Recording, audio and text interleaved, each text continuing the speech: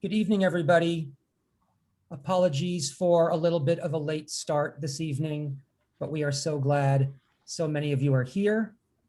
Since we're starting a little bit late, I want to jump right into our program, do a quick introduction of myself and then of our incredible panel, and then hit the ground running with our evening. So you are joining Milken Community School tonight for an incredible panel event looking at leadership lessons in the wake of the pandemic. We are thrilled that you're spending some of your evening with us. My name is Ross Mankuta. I'm the Director of College Counseling, Alumni Relations, and Strategic Partnerships at Milken. I'm in my 11th year, and I'm really honored to be leading our panel tonight with such an esteemed group of professionals. So I want to give quick introductions for our four panelists, which is really difficult when they have the resumes that they do and the backgrounds that they do. We are so fortunate to be with them. So in no particular order, Jessie Kornberg became the president and CEO of the Skirball Cultural Center in July 2020. Jessie has also worked with the NAACP and the National Organization for Women. In 2014, Jessie became the CEO of BetSedec, one of the nation's leading free legal aid providers. In 2020, Jessie co-chaired LA Represents, an unprecedented pro bono legal initiative in scope and scale established to support residents and businesses in need during the COVID-19 crisis. She currently serves as a trustee for the Los Angeles Urban League, the Motion Picture and Television Fund, and the UCLA School of Law, where Jessie earned her JD. Thank you for being here, Jessie. We really appreciate your leadership. Thrilled to join you. Thanks. Courtney Mizel was born and raised in Denver. Her life overflows with educational pursuits, entrepreneurial projects, and community leadership and engagement.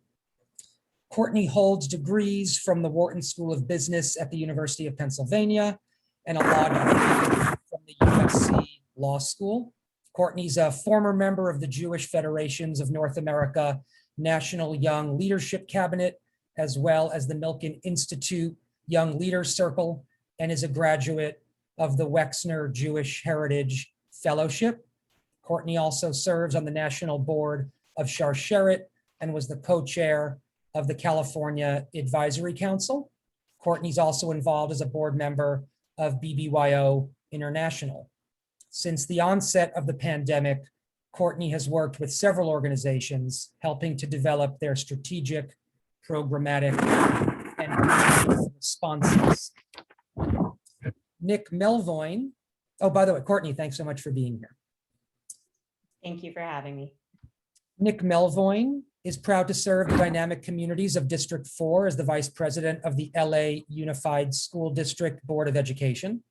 Nick's work is focused on increasing parent and community engagement, transparency, and accountability, directing more resources to schools, protecting our most vulnerable students, and bringing a new spirit of partnership and collaboration to the LA public school system. Prior to his election, Nick worked as a teacher, public interest attorney, nonprofit director, and an active board member of a number of community and political organizations. Nick is a graduate of Harvard College, NYU School of Law, and LMU's School of Education. And last but certainly not least is Milken's own Dr. Sarah Shulkind. Dr. Shulkind graduated Phi Beta Kappa from the University of Pennsylvania, where she received a national award for her work in educational reform and research. Sarah earned her Master's of Education in Teaching and Curriculum from Harvard University and her doctorate in educational leadership from UCLA. Sarah is in her second year as head of school at Milken after being our middle school director years ago. We are thrilled to have Sarah back as part of our community. Sarah and Nick, thank you both for being with us. So we are thrilled to have such an esteemed panel. We are thrilled to have a good response to this event from our community. And we're going to jump into questions that were posed by our registrants for this event. There was a lot of intrigue in the lessons we can learn from these panelists. So I want to start our conversation where our event focus begins, taking us back a little bit over a year ago to March 2020. And I'd love to start with Nick. If you could kind of paint a picture of what conversations and what decisions were being made in your professional world 13 months ago, and we'll go from there. Well, thanks, Ross, and thank you all for having me. I'm a graduate of Harvard Westlake, not Milken, but did go to Curtis just across the street as actually Milken was being built. And so I feel like I've always been an extension of the community. I think the first thing that comes to mind is actually something that Ernest Hemingway said when asked about bankruptcy. How did it feel to go bankrupt? And he said, gradually and then rapidly. And that's when I think back to those days in March. I was actually at a very large Jewish wedding the weekend of March, maybe 7th or 8th, doing the Hora. And then that Friday, we closed the second largest school district in the nation, actually before New York. And so we were all, reading the news that was coming out, both of, at that point, more international, whether it was China or Iran or Italy, then New York, Washington, and Seattle, and consulting with our public health partners. LA Unified is many things. We're not a health agency. And actually one of the things, just as we're talking about lessons learned, other large districts, the only district larger than LA is New York. But in New York, the city, the county, the school district are one entity. Here we have a county that encompasses 88 cities, a school district that encompasses 27 of those cities. And so initially we were on the phone a lot with Dr. Ferrer, with the mayor, with the board of supervisors, trying to understand what was going to happen. I was out at schools. I remember being at a preschool in the district as kids were, at that time, for that week, it was really about wash your hands. And I, at the time, I remember laughing because washing your hands is good life advice outside of a pandemic, but I'm glad that we were teaching kids. And I was at a preschool, as the kids were singing happy birthday twice and washing their hands. And the concern there was just how do we make sure that, good personal hygiene, I guess. But over the course of that week, the board came together, made some key decisions quickly. One was to vest our superintendent with an emergency authority. Boards are great at many things, including the deliberative process, but not always at acting very quickly. And when we realized that a lot of that was going to be the procurement piece, we needed to purchase PPE and hand sanitizer. This was even before we knew we were going to have to procure 100,000 computers and hotspots. We vested the superintendent with emergency authority. It had to be done legally, unanimously, and the board was in pretty quick contact. We did that, I believe, on a Wednesday, and the following Friday, we came in and made the tough decision to close schools. We did so before the city or the state had a safer at home order. We did so before New York did. I actually ended up writing an op-ed in the New York Times that Saturday. We closed schools on a Friday. I wrote an op-ed in the New York Times on the Saturday, just kind of trying to articulate our process and the guardrails we had in place before we made that decision. And I believe Monday is when New York closed. So, correlation or causation, but we went first and then they did.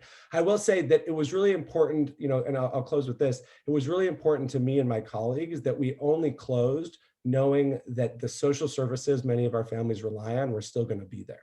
LA Unified, about 84% of our families are living in poverty. We had hundreds of thousands of students who relied on the schools for 3 meals a day. And so we closed, going into the unknown, not knowing how many kids were going to need internet access, but with the commitment that by Wednesday, we were going to operate food. We were going to start distributing food. That became the largest school-based food relief effort in American history. We served 130 million meals. We knew that we were going to provide mental health support and that we were going to quickly procure basically every computer in the state of California to start getting kids online by that next week. And so that was just a little preview of kind of that week and a half where it went from let's wash our hands a little extra to we're shutting down the nation's second largest school district. And with it, 80,000 employees as well. Sure, quite a transition for 1 week, for sure. Jessie, in thinking about your experience at Skirball, can you kind of reflect on the same experience and also maybe talk about who surrounded you as you and your organization were making your decisions? Sure. So I didn't work at the Skirball in March 2020. Actually, March 12th, 2020 was the date scheduled for my going away party at Bedside. It was supposed to be my last day. We did not have a party, obviously. And I was planning on traveling abroad for the next 2 months with my family, seeing friends and joining the Skirball team in July. And so much changed. Instead started working with the mayor's office on LA Represents and spent the next 2 months standing up this pro bono effort to help people who were impacted by COVID with the legal questions that COVID was raising that legal aid was not previously equipped to address.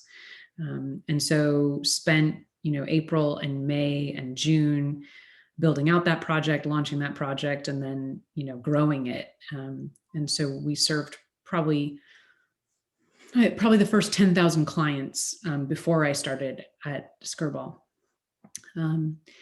At the same time, Skirball was making key decisions about how to respond to the pandemic, and wanted me to be in the loop because it would, of course, impact the decisions that I would make several months later. So I did start also meeting with the team and thinking about some of those key decision points. And I think a couple core philosophies. The first was that we did not think that this would be short-lived. The immediate sort of recognition was that this would be months and years of impact on the Skirball, not days or weeks. That our private events and hospitality business, which normally contributes 40% of our operating revenue, would be impacted by this pandemic for years to come. And similarly, that our campus access, our public access to Noah's Ark and exhibitions and public programs would be impacted for quite some time. And so that realization or that opinion, I would say, then led to a couple of other key decisions. The first was to accelerate planned construction that was scheduled to close the campus in 2022 and 2024. And so we, decided whatever the health regulations were going to be, we were going to close our campus for 6 months and accelerate all of this construction.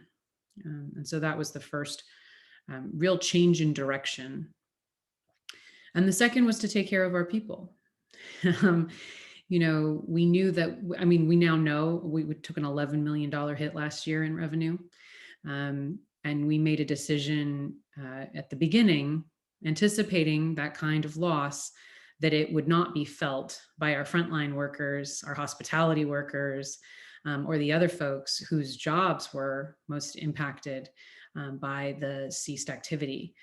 And so we made these two commitments really early on, which was to keep our employee base whole, to keep people that we thought are valuable to our future, part of our Skirball community, and to invest in the physical plant and prepare it for reopening at a future date.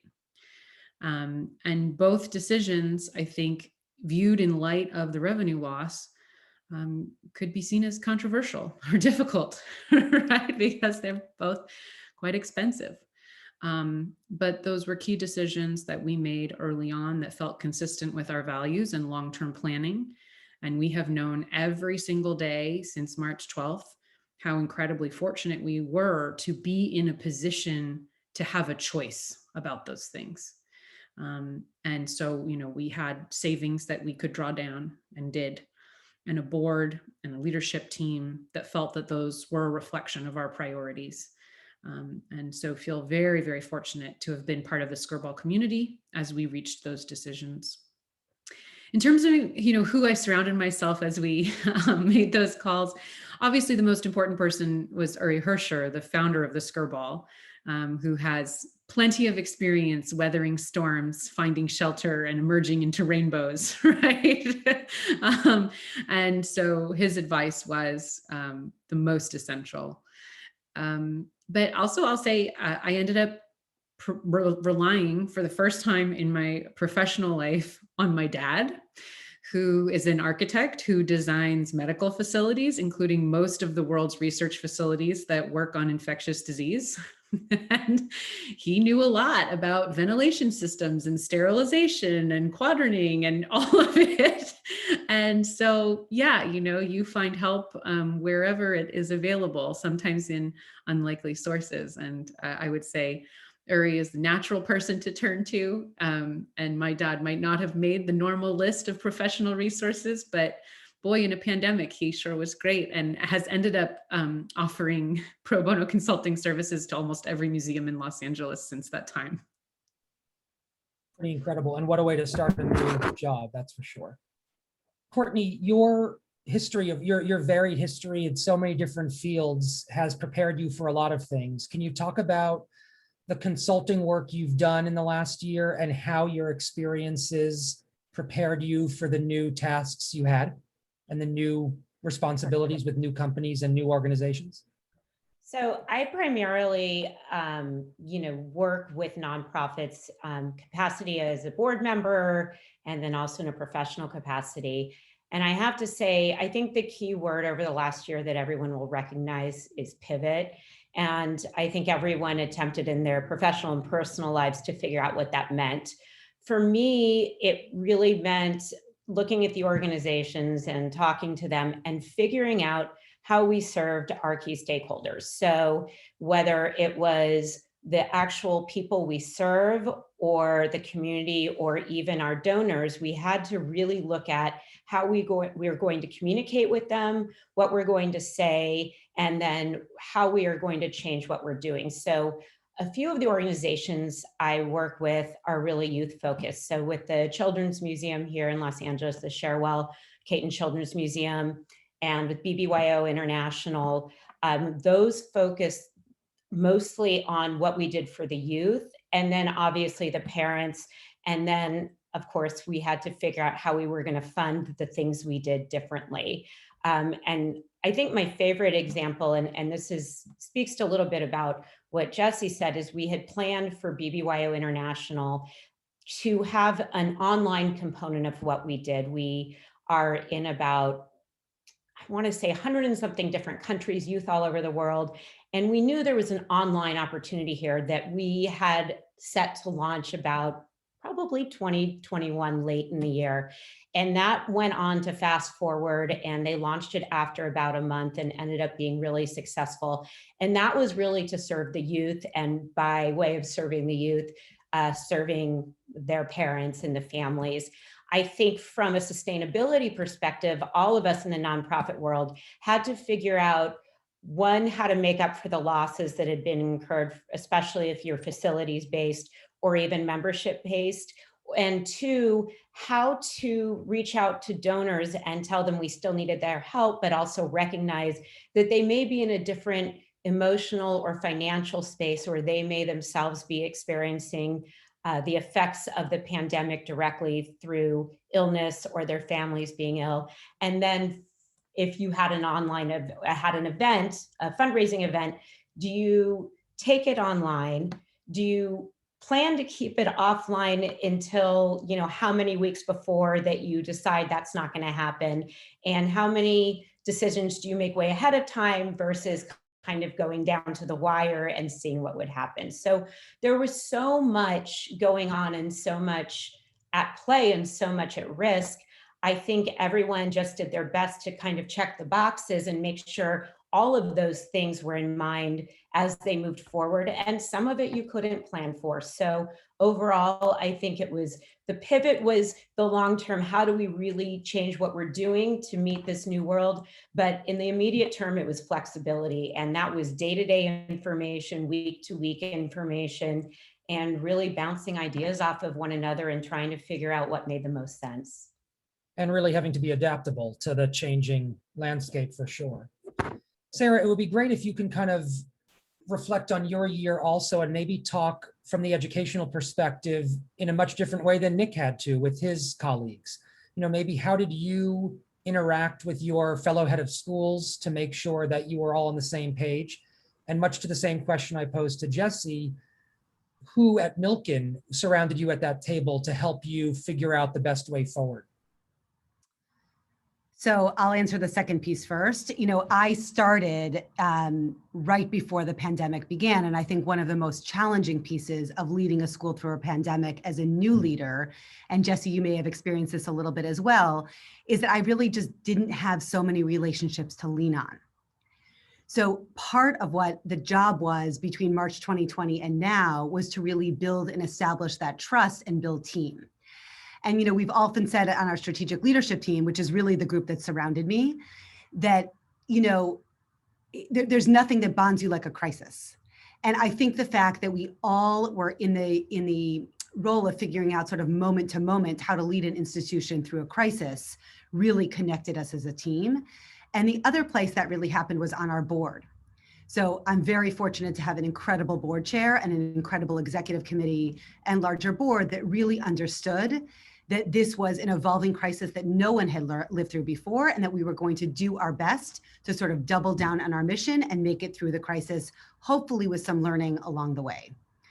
I mean, it's always been clear the value of having relationships with other heads of school in other schools, partly because they have different levels of experience and wisdom, different school settings, but that was never more true than it was right now. And it was really a sense of real camaraderie, sort of thinking about how can we help each other through this. We divided and conquered. We sort of said, you're going to research this piece, I'm going to research this piece, we're going to come back together and share information. We tried to make decisions together, in part because our parent body was talking. And so that became a piece of, could become a piece of contention if we hadn't actually worked together so well. So I think, you know, one of the main takeaways for me in this is, in a lot of ways, this really brought Milken's community together and the larger community of independent schools together.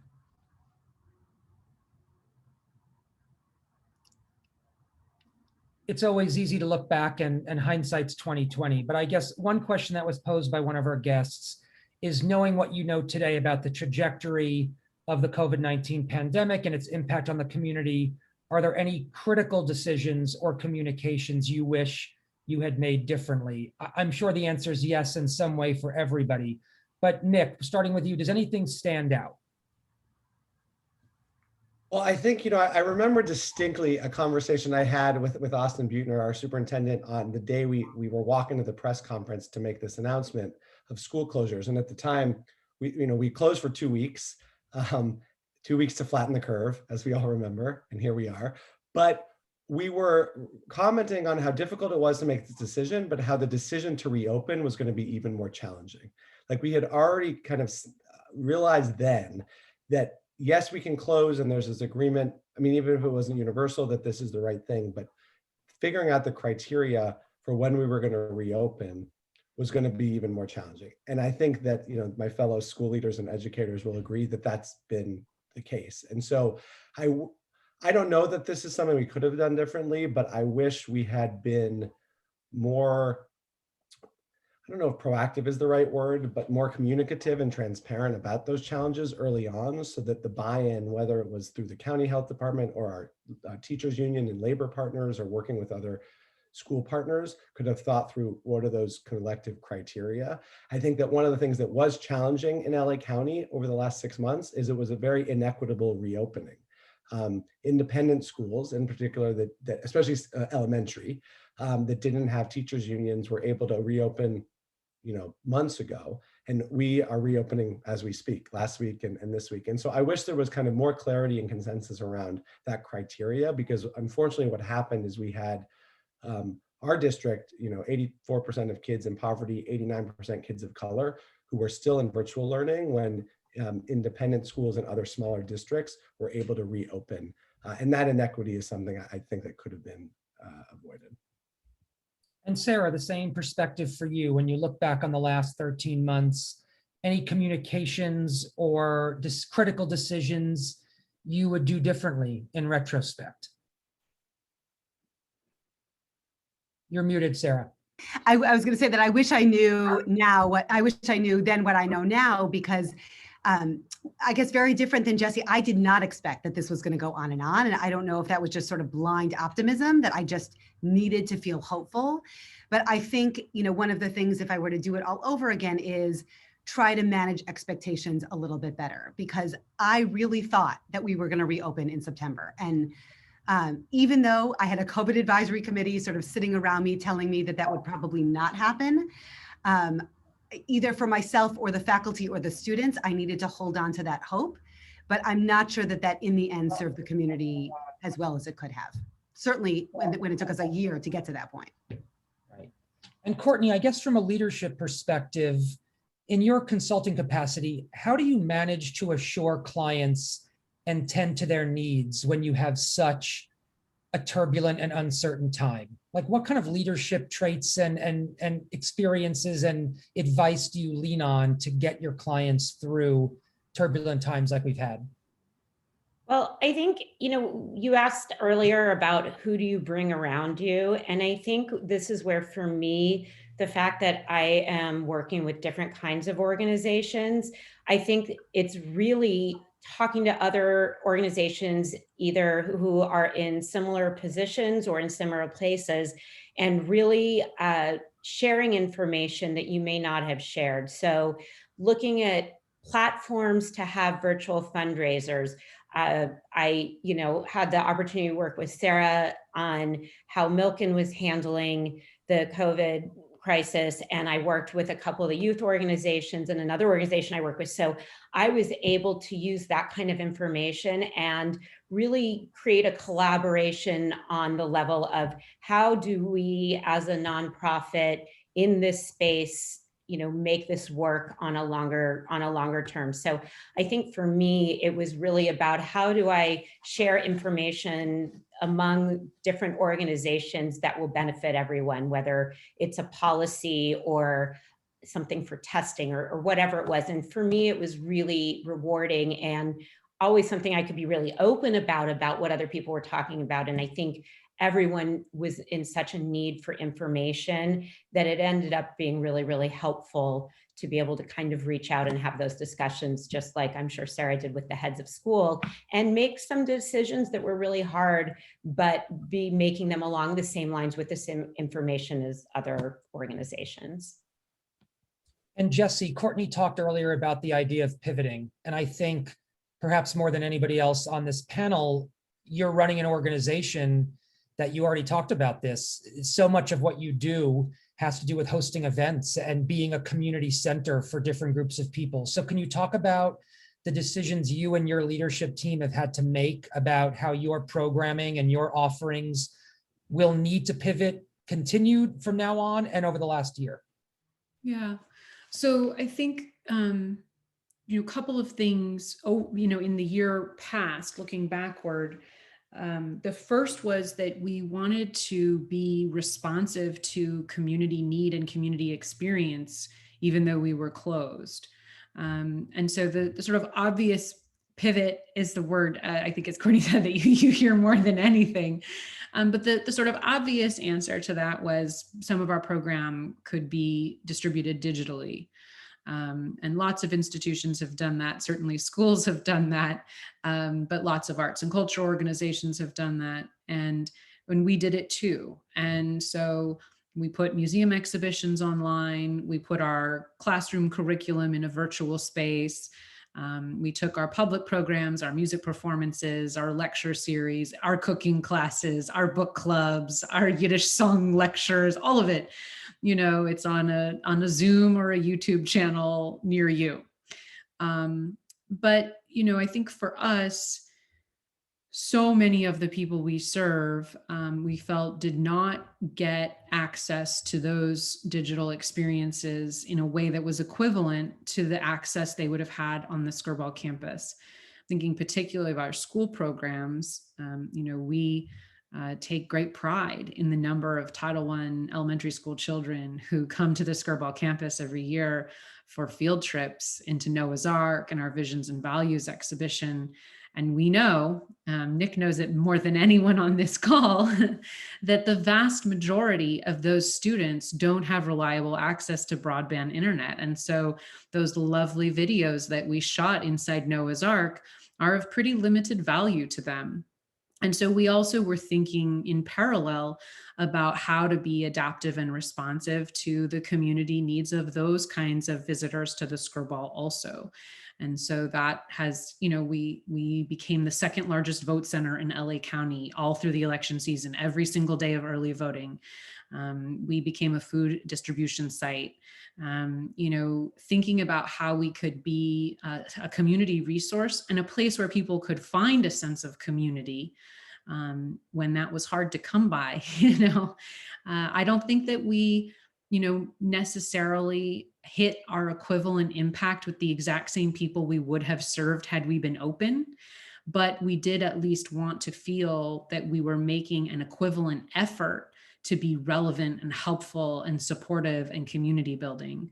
And so the last piece of that was thinking about all of our hospitality workers, all of our in-person frontline folks who were not going to be key participants in creating digital content, right? What could they be doing? And so we created a volunteer program where Skirball paid for Skirball employees to go work at local community organizations throughout LA County, doing Spanish language intake for COVID relief work, doing all kinds of volunteer service for organizations and efforts related to the pandemic. And so, the through line is wanting to have the same kind of positive, community-oriented, values-driven impact on members of our neighborhood and larger Los Angeles area that we would have had we been able to be open. And I suspect that all that will continue. The digital will continue in some form, even though we will be open. I don't know that it's public yet. It'll be public soon. So you can be in the know first. We're going to open a gallery May 15th, and that will be our first step towards bringing people back to campus. And we cannot wait to do it, but the digital content will continue, and the work in community will continue as well. Well, I love breaking news on our events, so thank you for that. And I agree. I think everybody's got to learn how we're going to navigate the future with utilizing programs like Zoom to make our, offerings more public and more available to people. You touched on values, Jessie. I want to open up the next question to the group, and anybody can speak up and answer. One question that was posed was, are there ways that you've felt you've had to compromise personal or organizational values because of the pandemic?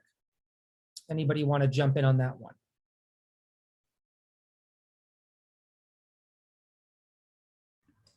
I mean, I could start. I think so much of learning is social and communal. And so when this began, we were really thinking about how would we hold on to that value of community and that value of like the in-person feel to knowing kids really well. And when the pandemic first began, I just couldn't imagine that we would start a school year without our kids meeting our teachers in person and how they would create community online.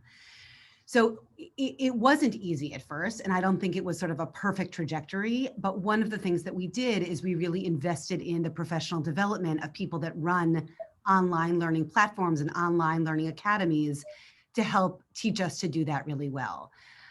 So I think we had to compromise on it to the extent that it's just not the same. There's nothing like being in the classroom with kids. There just isn't, or seeing them on campus, or having them fill your galleries. It just, you can't recreate that digitally. And yet I do think, the message to our teachers was like the relationship is the most important thing. Establish the connection, do whatever you have to do to make that happen virtually. So to some extent, we were able to hold on to that. Anybody else want to touch on that value speak? Nick, go ahead. Yeah, I'm a big believer that our schools are the most important element of our district. And a big believer in local control and decentralization and autonomy. And yet in a crisis, we didn't think we could have 1,000 schools making different decisions.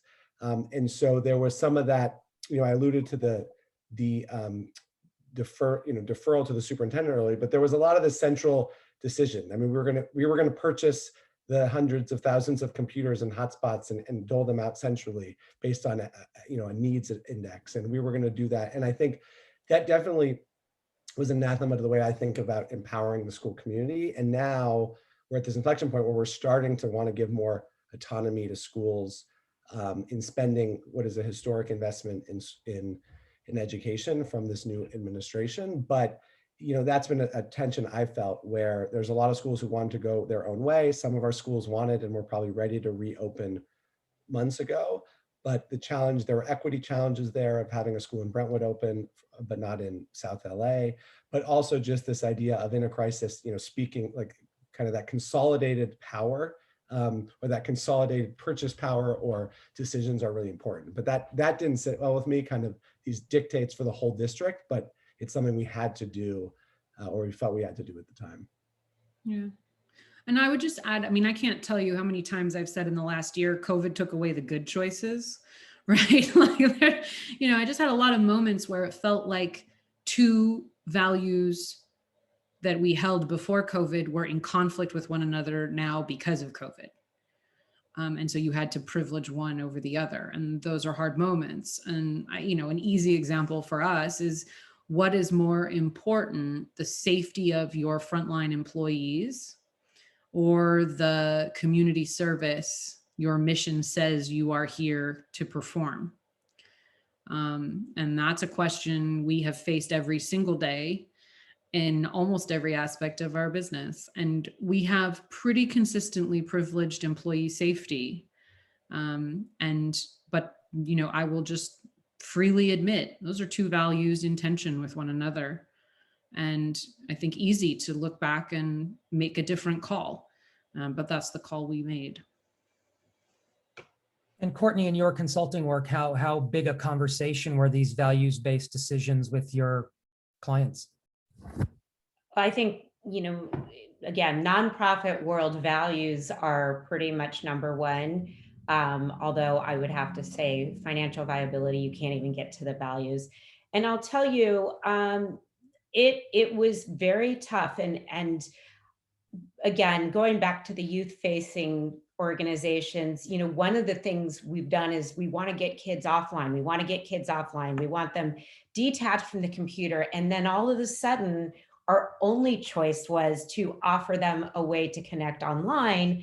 And then the question was, how much content, what kind of content? Is it duplicative of what we can offer in person? Do we try to do in person? And it was a really hard decision every time. And the equity question has come in, with summer camp. Can we do summer camp and not include kids who have autoimmune disorders or who are at increased risk? Do we only allow kids who are immunized to be counselors? It goes on and on. So I do think, as everyone else has mentioned, that tension is there with every decision. But for me, the core as a parent too has been, wait, turn off the screens. And now our only choice is the screens. And for some families, especially if you have adults or children who are medically vulnerable, this is going to be a long-term decision. This is not, oh, well, schools are open, museums are open, which is very exciting to hear about the Skirball and others following suit, one's for kids. But, this is long-term for a lot of people. And that is something we have to continue to keep in mind. I work with the breast cancer community, and we do some support groups, our education programs, everything's online, but we can't even safely meet in those support groups because some of the people can't get vaccinated. And then do we even have the in-person component if it means that some people aren't going to be able to participate but for online? So those questions will continue, I think, for all of our organizations, is the equity, the screen time, and those kind of things are going to be really difficult, as well as the one Jessie brought about your frontline workers. Even with a vaccine, there are still people who are vulnerable, and as much as we know is all we know, once again. And again, differentiating our programming, differentiating the way we're able to treat different members of our organizations, all will play a role. So we've done a lot of reflecting on the way our organizations have handled the pandemic in the last year. A lot of the questions we're looking forward. The next question specifically for Nick and Sarah, and we'll start with Nick. As you can imagine, a big question on people's minds: what will in-classroom learning look like in the fall of 2021? I appreciate we're asking you this question on April 21st. Your answer may change on May 21st and June 21st and July 21st, all leading up to LAUSD opening again in August. But can you give us kind of bird's eye view of that decision now and that outlook, I guess, now? And then Sarah, the same question for you. Yeah, and we haven't even decided on our start date for the school year. And there's nothing more controversial than school calendars.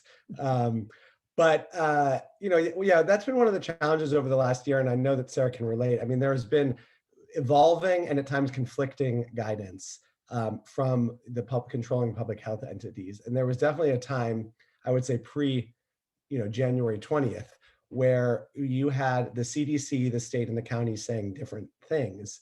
Or you had us in multiple colored tiers depending on which systems you were looking at. So the operative factors for us that went into our reopening this spring were the requisite amount of feet for social distancing and the cohorts.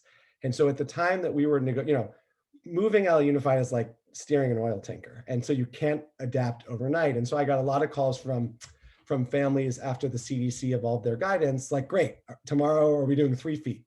And yet our agreements and our planning we're all based on 6 feet. And so when we had made this hybrid schedule, we were under at that point, guidance and law around 6 feet of social distance and cohorts, which made secondary really difficult because unlike elementary, where students are with one teacher all day, and so that is a cohort, in secondary, you could be with 150 other students in the course of a day.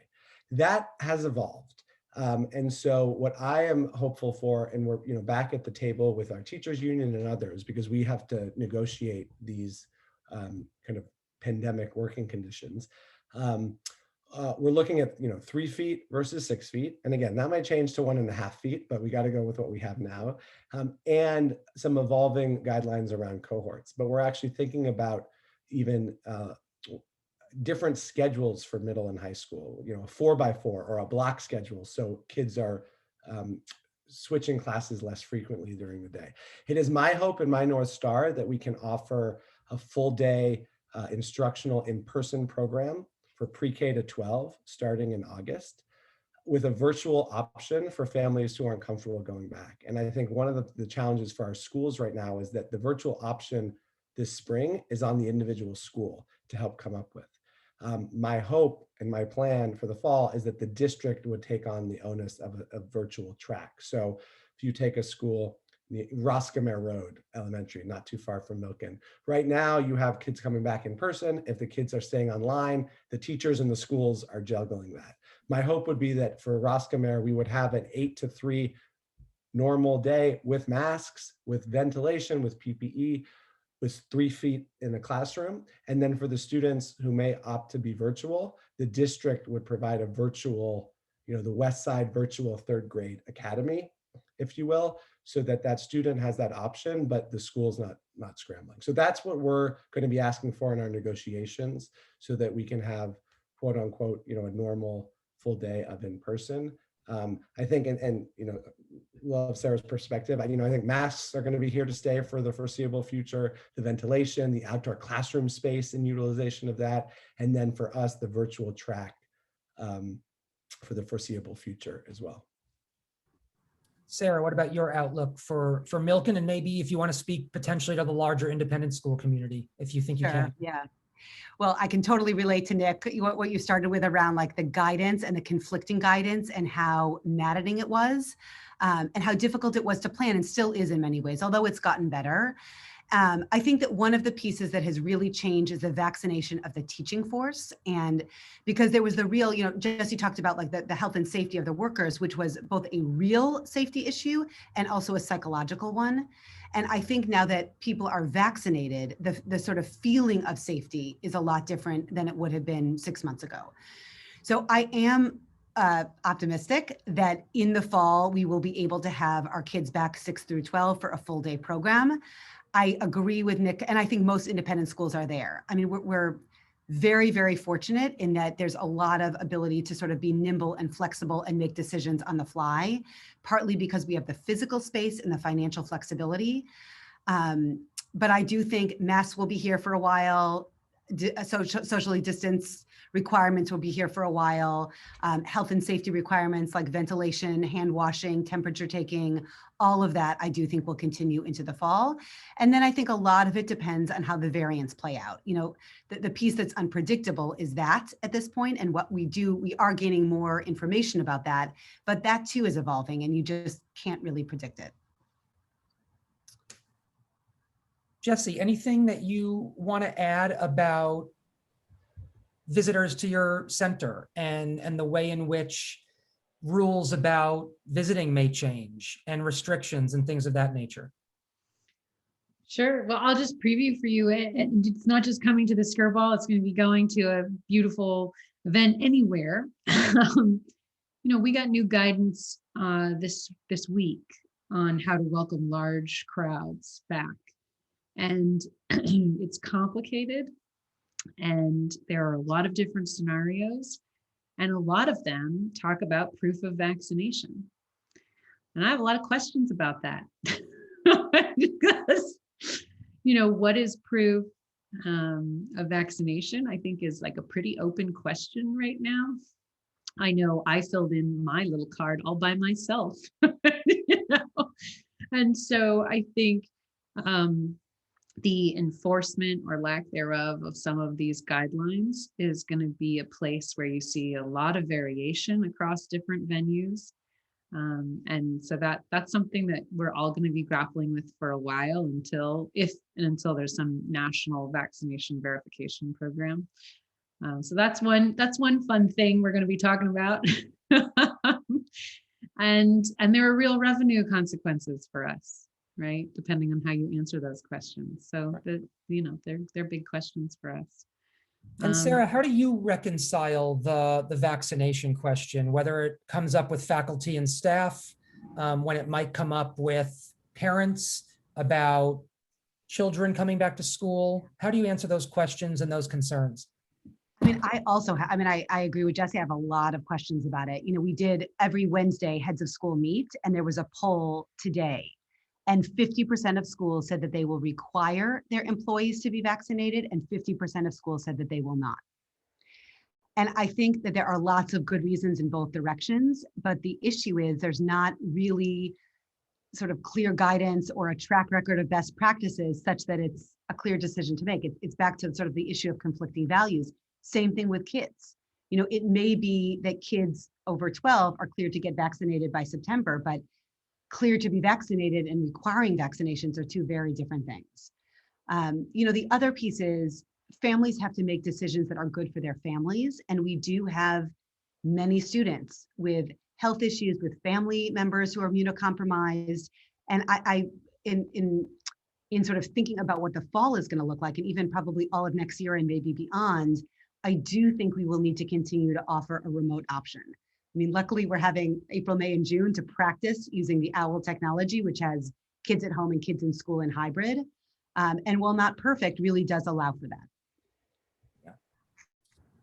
In our last couple of minutes, I want to, touch back on the leadership question and kind of wrap up our conversation when it comes to leadership. So 2 questions, and we'll start with Courtney, and you guys can tackle them in any order you want. One, as you reflect on the last 13 months, what have you learned about yourself as a leader?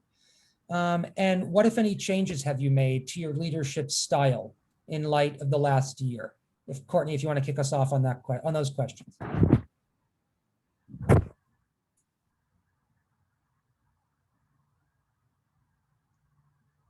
I think Courtney might be, are you there, Courtney? Just unmute. Courtney's having some technical issue. Okay, so as Courtney said earlier, we're going to pivot, just like we've discussed all evening. Jessie, can we pivot to you to talk a little bit about what you've learned about yourself as a leader and what changes you foresee potentially making in your leadership style, if any? Sure. I mean, I think for me, a challenge was starting at the Skirball remotely and not, having an opportunity to really build relationships and trust before we had to make unprecedented and very difficult decisions.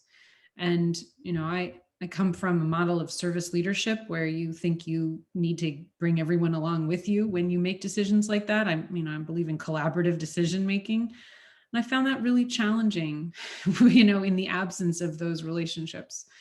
And so I think I found myself kind of just telling myself to slow down as a result, you know, many times throughout the year, that like we were just not going to be able to do all of the things that we knew were good ideas in the time in which we might like to do them, you know, because change management is real work. This is really hard. And people are dealing with a lot at the same time that they're trying to do their jobs. On the flip side, working from home for a lot of people, it has just incredible increased productivity. I've shaved 2.5 hours off my commute. A lot of other folks did. And, you know, I don't really work from home. It's more just that I live at my office, you know? And I think, so as I look to the future, I think a lot of the same stress that has been a burden during the pandemic will continue to impact our workers after we're open, right? The COVID stress is not going to be gone on May 15th when we open our gallery. We're going to have a whole bunch of new COVID stress, right? And yet we will lose that work from home productivity. And so, you know, I'm just recalibrating again to be realistic about what is reasonable, possible, human in this moment of transition.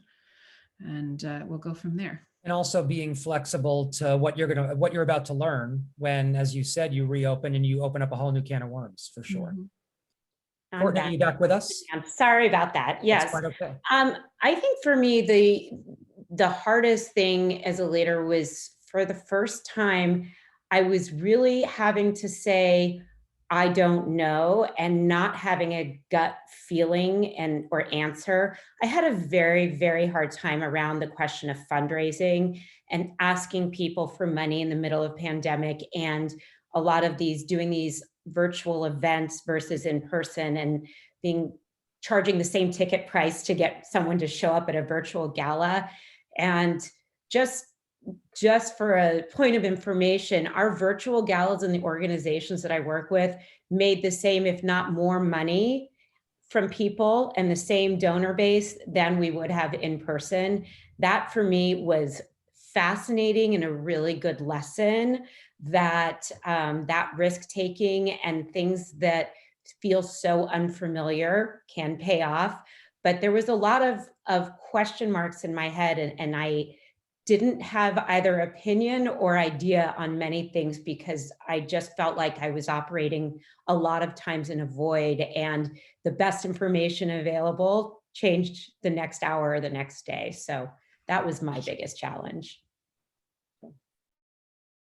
Sarah, what have you learned about yourself as a leader, and what, if any, potential changes to your leadership style in light of what you've learned? So I think I learned a lot about communication. You know, I think as a leader, as a head of school, as an educator, you want to have all the information before you stand up in front of a group, especially a group of professionals. And that was just impossible. Like you know, everyone had to do a lot of, you know, I don't know, this is what I know right now, and I'm not sure what it will look like next week. And at the beginning of the pandemic, I really felt that I sort of held off communicating until I had information. And that was really a mistake. Like, people need to hear from you as a representative of the school, even if you have nothing to say other than, you know, nothing's changed, we'll get back to you next week, or here's a great story about students, you know, like that kind of thing. And that was really a learning for me. And I think so much of my communication is interpersonal. It's, you know, running into people in classrooms or seeing them in the hallway. And when I couldn't do that, I really had to replace it very intentionally with written communication, video communication, and that took a lot of sort of shifting and work, but I think it will benefit going forward. And I think that transparency is something we all learn, that we just have to be honest with our constituents and let them know where we're coming from and what knowledge we have. Really important. Yeah. And Nick, closing that question with you, things you've learned about your leadership style and how you might adapt in light of the last year. Yeah, I mean, I really echo what I've heard from my colleagues. I mean, I think building on the communication point, I just think like what I've learned, whether it's from voters or parents, is just that the folks crave authenticity. And I think that besides communication, just like that, you know, the understanding when we didn't have the answers, acknowledging when the answers aren't great. I think, as Jessie said, COVID's gotten rid of the good choices. I mean, our secondary model, for example, of hybrid instruction, it's not great. It's a compromise. And I think people appreciate when we're not trying to dress those things up. I think that this pandemic has brought to the foreground what has been in the background. And I think there's I've been thinking a lot as a leader in this work about the phrase "never let a crisis go to waste," which is a little callous, but like this, I think a lot of the work that the district was doing, whether it was helping with food insecurity or bridging the digital divide, is stuff that is now elevated. And so one thing, that I have changed in my practice is just not really waiting our turn to go solve problems where we think they exist. There's been so much bureaucracy and red tape I found in my 4 years of elected office, and we just started doing. I mean, we just launched food banks, and then we started when adults came. We didn't say, "Oh, you don't have a connection to the school district." We just said, as our faith instructs, like, "You're hungry, come and eat." And we, went out and said, in addition to computers, kids need internet, so we got hotspots, and we then had this distribution channel for food, and we said, what else can we give there? Sports equipment, diapers, feminine products. So I think, this idea of just not waiting one's turn, but diving in. And I think the other thing that I've learned, not only from my work on this, but just as an observer, is that I've been thinking about competency as like a real moral value. Like the left or right, like, this wasn't about politics. This was just about, like, competency was so needed. And in certain parts of this crisis, it was non-existent. And I think we saw where it came. And so thinking about that solutions-oriented mindset, and whether it's with education or homelessness or housing, just this idea of elevating competency. Like, we needed people to get stuff done. We had, our CFO was running our COVID testing program because he was just the right person to do that. And we were just kind of grabbing people and saying, we had principals that we were elevating who were thinking the most creatively about distributing food. And I just hope that is something that we can continue. Well, I think on behalf of everybody, in terms of competency, authenticity, and transparency, the four of you were phenomenal. I have a couple thank yous before I wrap up. I want to thank my Milken colleagues who I see on the screen for joining us tonight. I want to thank many members of the Milken Board of Trustees for joining us. Jessie mentioned, working and living in her office. I'm looking at Sarah doing this event at 7:30 in the evening in her office on campus. I don't know where the rest of you might be taking this panel call from, but we learned so much from you. Whoever joined this call, whatever walk of life you're in, whatever station in life you're in, undoubtedly you were able to learn some lesson in leadership from the four incredible panelists we had.